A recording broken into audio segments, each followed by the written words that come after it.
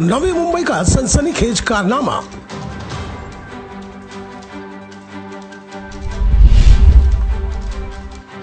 सरकार का प्रतिवर्ष 200 करोड़ से ज्यादा की रकम की चोरी। सरकारी महकमा क्यों बनी है मूक दर्शक।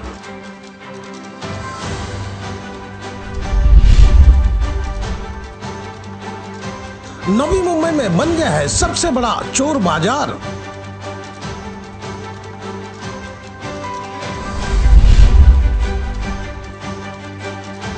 करोड़ों की चोरी के खेल में लाखों की हफ्ता वसूली। दोस्तों नमस्कार। नवी मुंबई में चोर और साहूकार के करतूतों की बखिया उधेड़ने जा रहे हैं, जिसमें आपको देखने सुनने में यह पता चल जाएगा कि करोड़ों की चोरी में कौन कौन शामिल है और कैसे नवी मुंबई में बन गया है चोरों का साम्राज्य। अंत तक बने रहे। आज हम आपको धन्ना सेठ की हकीकत दिखाने जा रहे हैं, जो चोरी के कारोबार करने की वजह से सेठ जी की उपाधि पा गए हैं, अकूत धन संपदा जमा कर लिए हैं। आपसे अनुरोध है कि इस खबर को अपने दोस्तों से साझा करें, ताकि अगर उनकी वाहन लापता हो तो इस चोर बाजार में देख आए तो हो सकता है किसी गोदाम में अपनी वाहन का दुर्दशा देख ले। वहीं इस खबर के फैलने की वजह से सरकारी महकमा की नींद टूट जाए और इस गोरख धंधे पर लगाम लगे।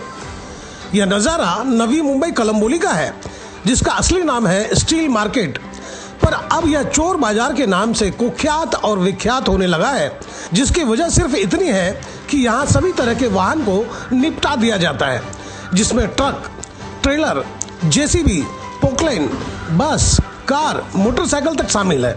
नहीं समझे?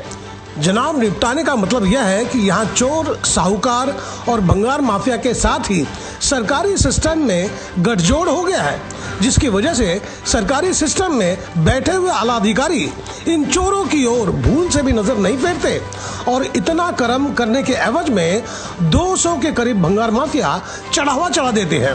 अब आपके जहन में विचार कौन रहा होगा कि चढ़ावा की रकम कितनी होगी, तो मोटा मोटी समझ ले चढ़ावे की रकम लाखों में होती है।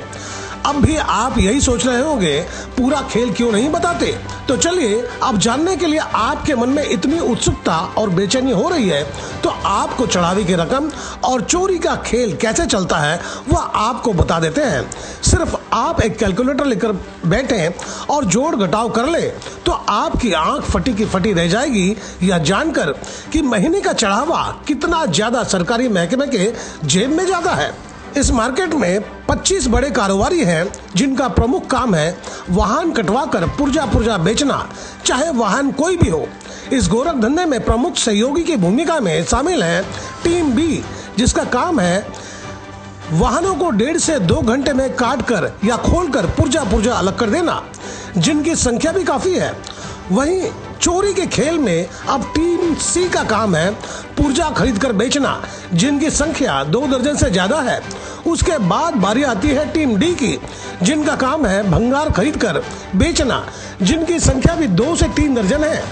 चोर बाजार, माफ कीजिए, कलम्बोली स्टील मार्केट में गाड़ियां काटने के अलग अलग रेट बांधे गए हैं, जिसके हिसाब से वसूली की रकम तय की गई है और वसूली की जाती है, जिसके लिए कलेक्टर तैनात किए गए हैं। चोरी के खेल की बात की जाए तो चोरी के वाहन आरटीओ विभाग के जिन वाहनों पर 5 से 10 लाख का टैक्स बकाया होता है, उन वाहनों को इस चोर बाजार में निपटा दिया जाता है।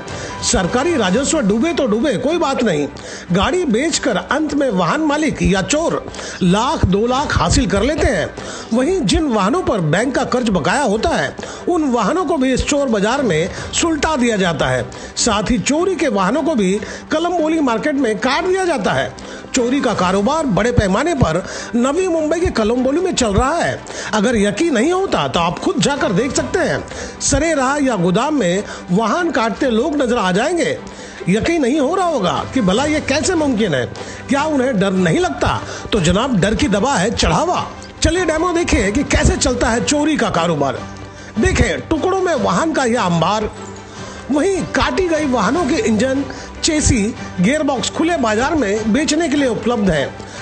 आपकी जरूरत के मुताबिक इंजन नंबर और चेसी नंबर तक आपको बदल कर दिया जाएगा, जिसका अलग से मेहनतना आपको चुकाना होगा। इस बाजार में बहुत हुनरमंद मौजूद हैं। कुल मिलाकर 150 से 200 लोगों की टीम इस गोरख धंधे को अंजाम तक पहुंचाने में सक्रिय है, जो इस बाजार की रौनक बढ़ा रहे हैं और मोटा मुनाफा कमा रहे हैं और सरकारी महकमे को चढ़ावा चढ़ाकर शांति के साथ चोरी के कारोबार को भंगार माफिया चला रहे हैं। जबकि आपको जानकर ताजुब होगा कि आरटीओ विभाग और कलम्बोली पुलिस इस चोर बाजार से महज कुछ दूरी पर है, पर शायद उन पर काम का बहुत ज्यादा है, इसलिए उनकी गर्दन इधर उधर नहीं घूमती, जिसकी वजह से चोरी का कारोबार दिन दुगना और रात चौगुना बढ़ रहा है। बात की जाए सरकारी राजस्व की तो ज्यादा नहीं 200 से 300 करोड़ों का सालाना नुकसान हो रहा है महाराष्ट्र सरकार को।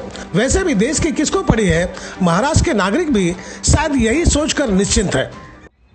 मैं आपको बताना चाहूंगा कि इस वक्त मैं कलम्बोली आरटीओ के पास खड़ा हूं और आरटीओ अधिकारी से मैंने इस विषय पर अभी चर्चा की कि जिस तरह से लोग अपने वाहनों को कलम्बोली के स्टील मार्केट में कटवा देते हैं तो क्या वो टैक्स देने से बच जाते हैं।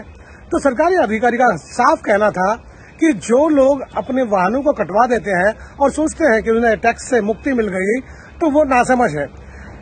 आरटीओ विभाग को इतना अधिकार है कि वो टैक्स किसी भी सूरत वसूल सकते हैं और तो और अगर जो लोग पे नहीं करते, अगर उनकी कोई संपत्ति है, उनके पेपर पर वो बोझा डलवा सकते हैं और उनके बच्चों तक को वो पैसे चुकाने पड़ेंगे।